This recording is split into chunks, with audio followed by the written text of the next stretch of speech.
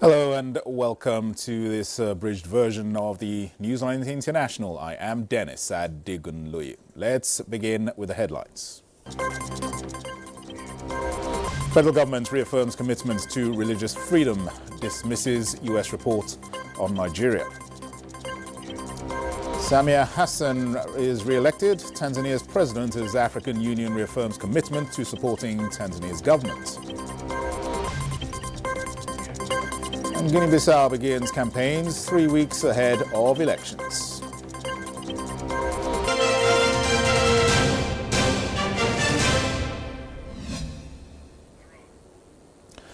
Now, since 2023, the current administration has maintained an open and active engagement with Christian and Muslim leaders alike and continues to address security challenges which affect citizens across faiths and regions.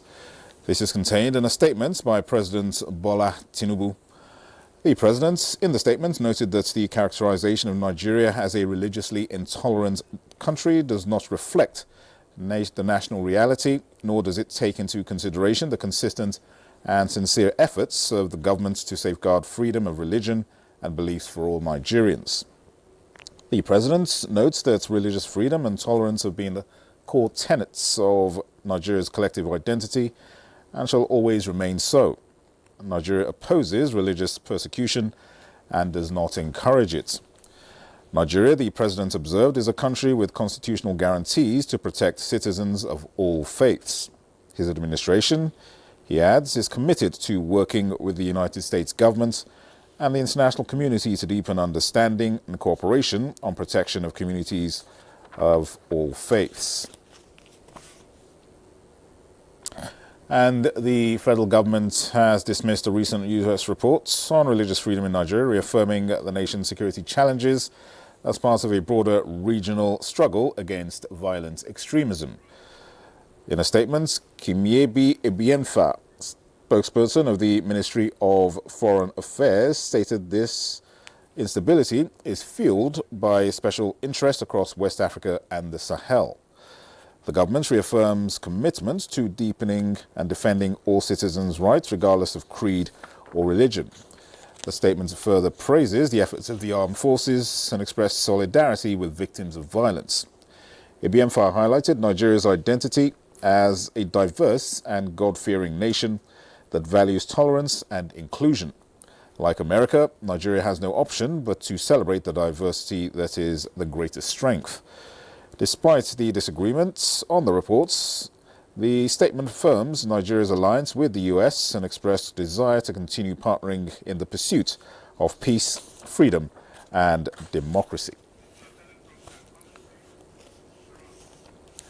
Now, campaigns have begun in Guinea-Bissau 3 weeks ahead of legislative and presidential elections. Francis Udojo has details. Analysts say the election is likely to be dominated by incumbent leader Umaru Sissoco Embalo after the main opposition was disqualified. For the first time in the West African country's history, the PAIGC party, which led the former Portuguese colony to independence in 1974, will be conspicuously absent from the ballot. Pereira, Paitera, Ranka, and PAIGC were struck from the final list of parties and candidates published in October by Guinea-Bissau's Supreme Court, which said they had filed their official applications too late. Over the last decade, Guinea-Bissau has set itself on the path towards the rule of law, but historically has labored under a succession of coups. Francis Udojo, NTA News. Now, to give us more updates on the Guinea-Bissau elections, proposed elections, we have Amatijen Kande, a journalist who is joining us via Zoom from Guinea-Bissau. Hello, thanks for joining us on NTA International. For the invitation. All right, Guinea-Bissau has faced repeated coup attempts over the years. What do you think are the main drivers behind these persistent political instabilities? I think the first driver is the fact of Guinea-Bissau being a country which fought an independence war. It was an 11 years independence war where people were indiscriminately armed in order to fight the back colonial power back then, which is Portugal. So, in my view, people have that culture of most of the time trying to solve the problems uh, by their own means and ways. I think that culture was deeply rooted in our society. That's why after the independence, we've experienced a number of uh, successful and attempted coup d'etat. All right. How has the most recent coup attempt shaped the political atmosphere ahead of the upcoming elections? In fact, people have been dealing with some trust issues among the politicians and the population itself. And lately, a number of coup attempts have been announced. But the toughest part is that the proofs have very seldom been provided. And most of, for example, if we go back to 2021, where many military officers were arrested and accused of a coup attempt, uh, then later the justice, the military justice, if we can say like the military, the court, have not been able to establish the evidences. And most of those people uh, finally were released. You see, that's why this time, when before yesterday, the how can I say, the defense headquarters convened a press conference announcing a new coup attempt. People just thought it was a way of diverting the attention on what is crucial and essential. And another aspect is that some of the people accused this time are officers from the military force. One of them was a president who, uh, during his term, released some of those accused of being part of the coup attempt in 2021. So he was accused. The armed forces accused him, but then people are waiting to see what are the evidences. But so far, no evidence has been made public to confirm those accusations. All right, lastly, obviously campaigns have already begun just 2 weeks before the elections. How would you describe the current mood among the people and the political class? The environment is a little bit tense because you may perceive the presence of armed people along the roads, even though the politicians are doubling in contacts, trying to seal coalitions, and even this afternoon, because the campaign officially starts today, and the president has promoted his first rally here in Bissau, while his main opponents, like Domingo Simões Pereira, Fernando Diaz, and Jose Mario Vaz, the former president, they signed an agreement in order to support a candidate in order to try to defeat President Mbalo this time around. All right, Ama Tijan Kande, many thanks for taking the time to talk to us and sharing your thoughts with us. Thank you, and stay safe. Thank you. You are welcome. All right, this is the News on NT International. We'll take a break. Stay with us, more reports shortly.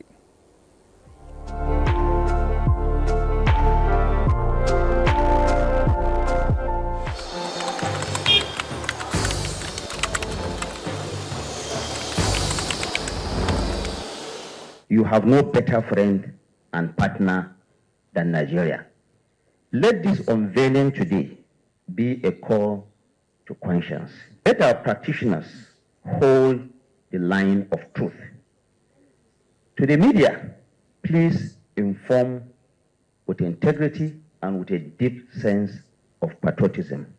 To our public officers, communicate with transparency. To citizens, please let us speak with empathy.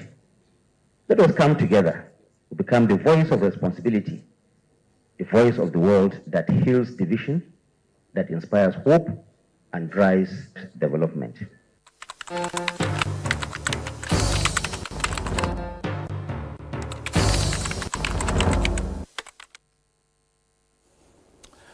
Welcome back.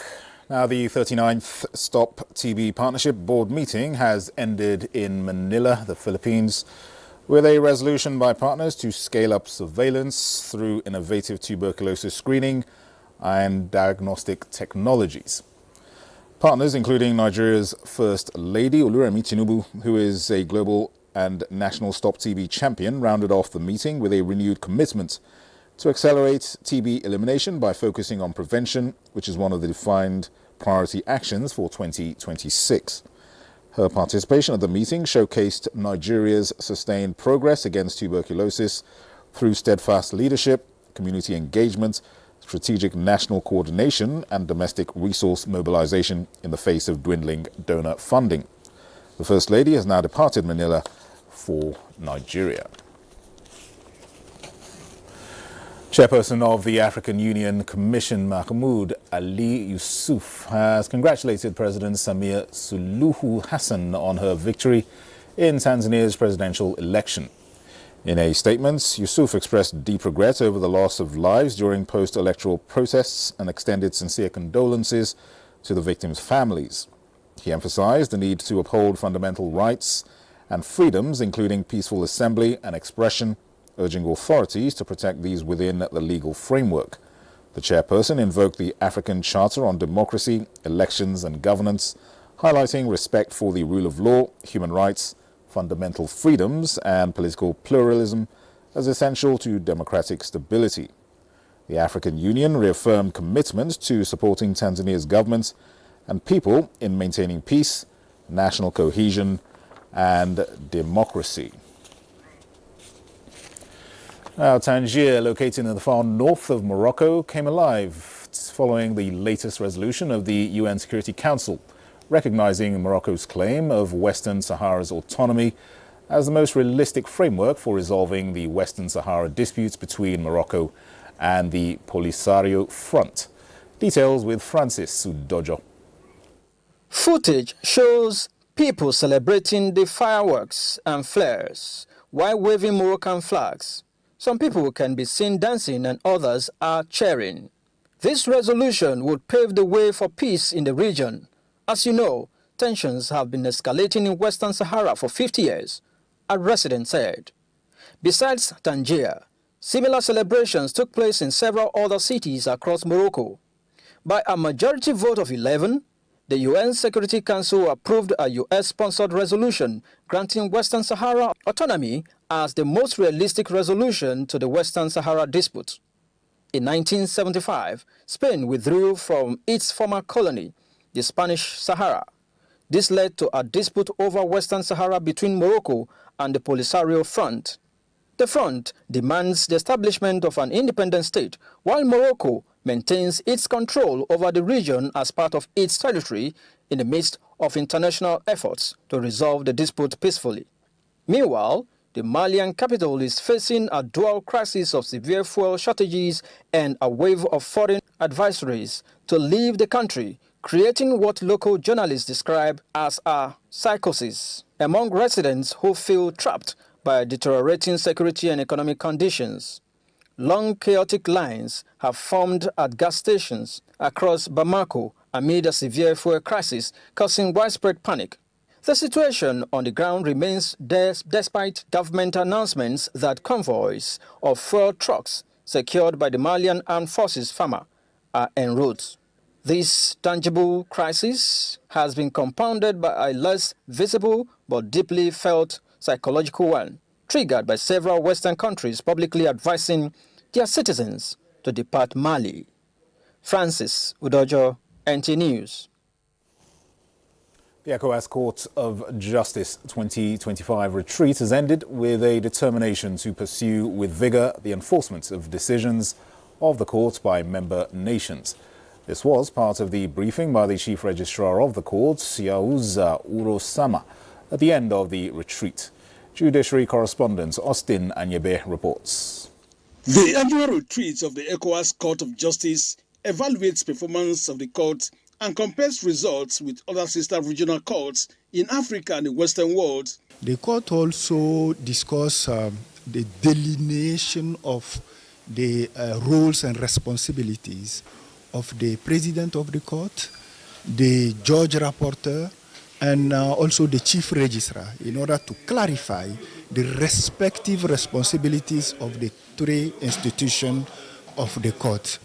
The court, before now, has been worried with the refusal of some member states to enforce judgments delivered by the court. There are a number of resolutions that have been taken so far when it comes to enforcement. The first one is to reinforce sensitization in the member states.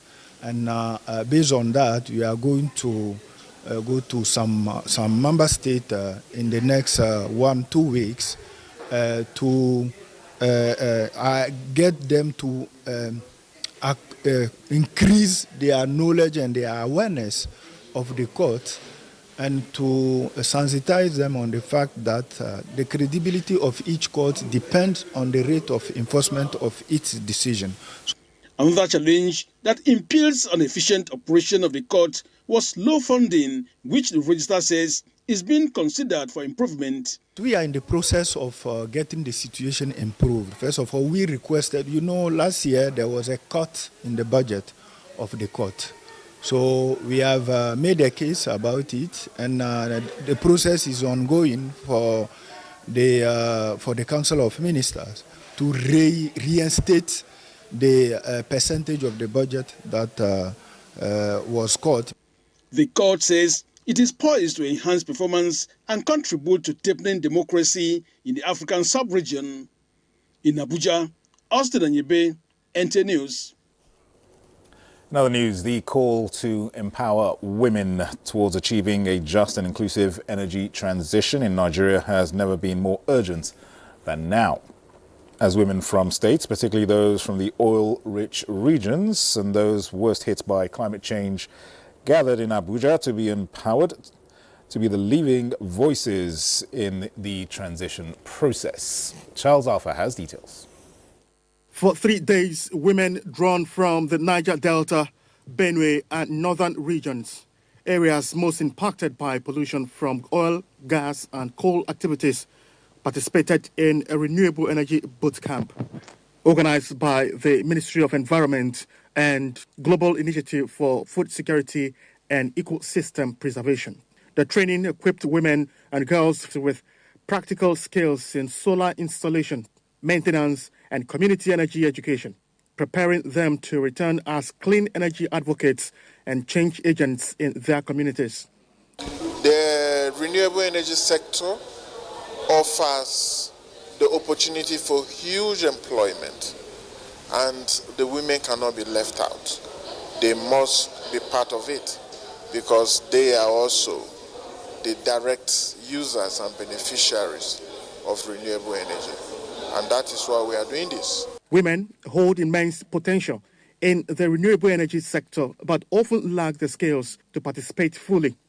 And through the Women Voices for Renewable Energy in Nigeria program, GISEP is empowering women as key drivers of Nigeria's energy transition. We are first advocating as women in Nigeria before our community. So we are advocating for the whole Nigeria, not just Abuja or just Obupa or Ogoni.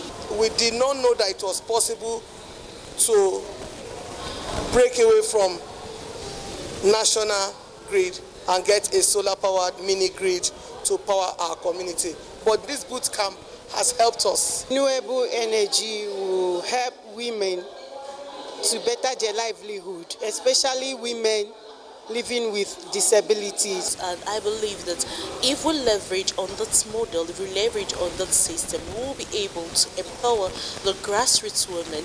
Organizers are urging government development partners and the private sector to invest in women-led renewable energy solutions and expand climate finance that reaches local communities.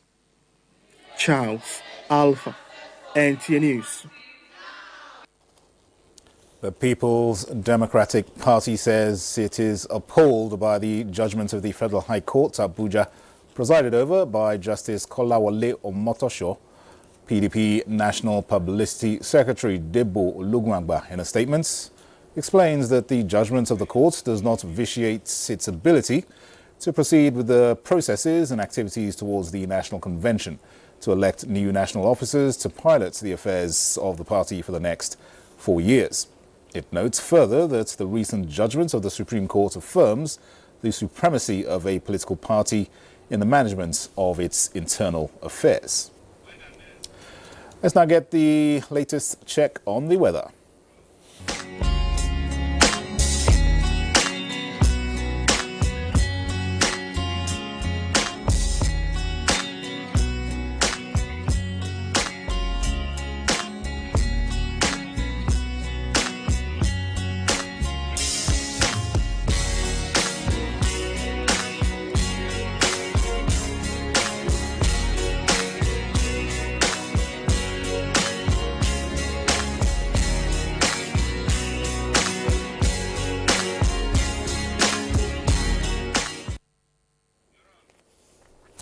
That concludes the news on NTA International at this time. Thank you for watching. I am Dennis Adegunloye.